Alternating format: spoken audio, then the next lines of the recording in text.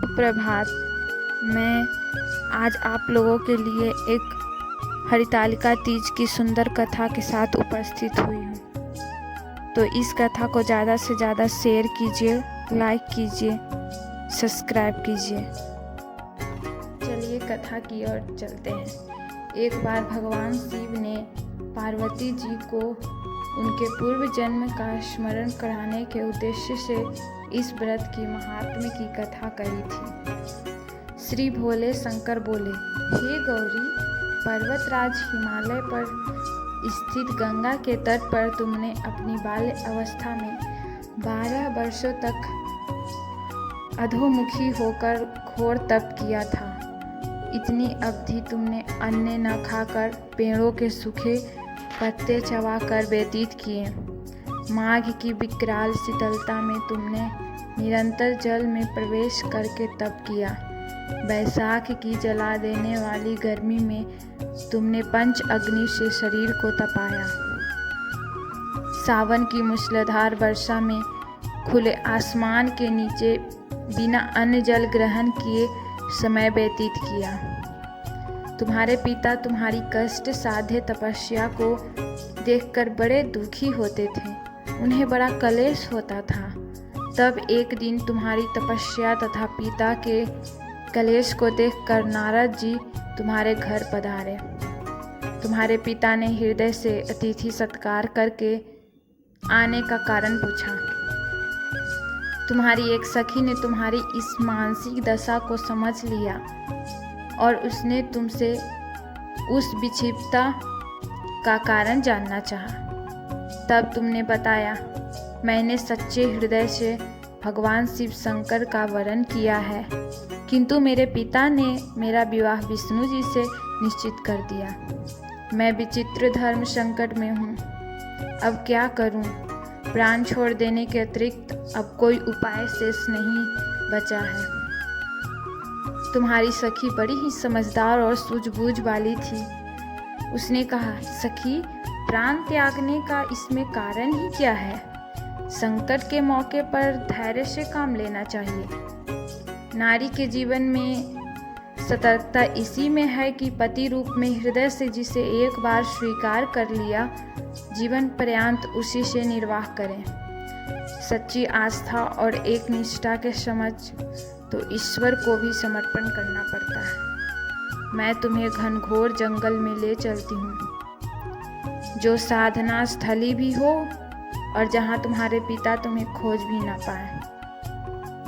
वहीं तुम साधना में लीन हो जाना। मुझे विश्वास है कि ईश्वर अवश्य ही तुम्हारी सहायता करेंगे। तुमने ऐसा ही किया। तुम्हारे पिता तुम्हें घर पर न पाकर बड़े दुखी तथा चिंतित हुए। वे सोचने लगे कि तुम जाने कहाँ चली गई। मैं विष्णु जी से उनका विवाह करने का प्रण करके आया हूँ। यदि भगवान विष्णु बारात लेकर आ गए और कन्या घर पर न हुई तो बड़ा अपमान होगा। मैं तो कहीं मुँह दिखाने योग्य नहीं रहूँगा। यही सोच सोचकर गिरिराज ने जोर जोर से तुम्हारी खोज शुरू करवा दी। इधर तुम्हारी खोज होती रही और उधर तुम अपनी सखी के साथ नदी के तट पर एक गुफा में मेरी आराधना में लीन थी। भाद्रपद शुक्ल तृतीया को हस्त नक्षत्र था। उसी दिन तुमने रेत के शिवलिंग का निर्माण करके व्रत किया। रात भर मेरी स्तुति की, गीत गाकर जगी। तुम्हारी इस कष्ट साध्य तपस्या के प्रभाव से मेरा आसन डोलने लगा। मेरी समाधि टूट गई। मैं तुरंत तुम्हारे समक्ष जा पहुंचा और तुम्हारी तपस्या से प्रसन्न होकर तुमसे वर मांगने को कहा। तब तुमने मुझे अपने पति रूप में पाने की इच्छा प्रस्तुत की। तब मैं तथास्तु कहकर कैलाश पर्वत पर लौट आया। प्रातः होते ही तुमने पूजा की समाप्ति सामग्री को नदी में प्रवाहित करके अपनी सहेली सहित व्रत का पारण किया। उसी समय अपने मित्र बंधु व दरबारियों सहित गिरिराज तुम्हें खोजते खोजते वहां आ पहुँचे और तुम्हारी इस कष्ट साध्य तपस्या का कारण तथा उद्देश्य पूछा।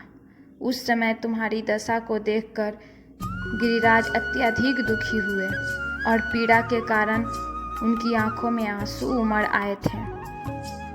तुमने उनके आंसू पोंछते हुए विनम्र स्वर में कहा, पिताजी, मैंने अपने जीवन का अधिकांश समय कठोर तपस्या में बिताया है। मेरी इस तपस्या का उद्देश्य केवल यही था कि मैं महादेव को पति के रूप में पाना चाहती थी। आज मैं अपनी तपस्या की कसौटी पर खड़ी उतर चुकी हूँ।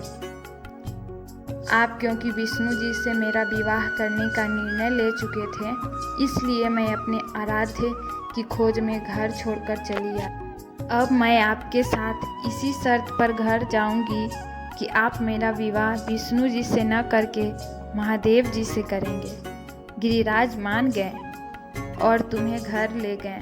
कुछ समय के पश्चात शास्त्र लोग विधि विधान पूर्वक उन्होंने हम दोनों को विवाह सूत्र में बांध दिया।